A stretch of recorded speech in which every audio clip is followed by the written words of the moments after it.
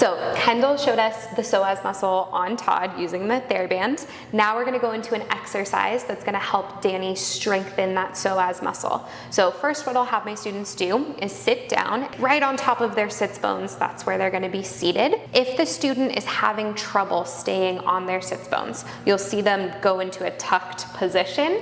Typically what I'll have them do is just walk their hands a little further back and then see if they have a little more range of motion to be right on top of their sits bones. Yeah, beautiful. So she's gonna extend one leg long, and then the other leg she's gonna lift off the floor, keeping it at a 90-degree bend.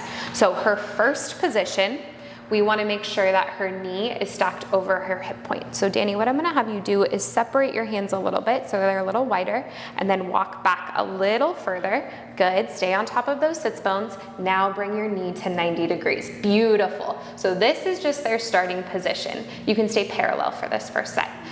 Now what she's gonna do is pulse her knee towards her shoulder 6 times. Go for it. Pulse in, and then out a little faster, and in, and out. Good, just take a rest here. This is gonna be your ending point. So where you started, knee on top of hip, that's where you're gonna finish once you've done the pulse. Ready? And pulse in, back to knee on top of hip. Yes, and in, and out, and in. Stay right on top of your sits bones.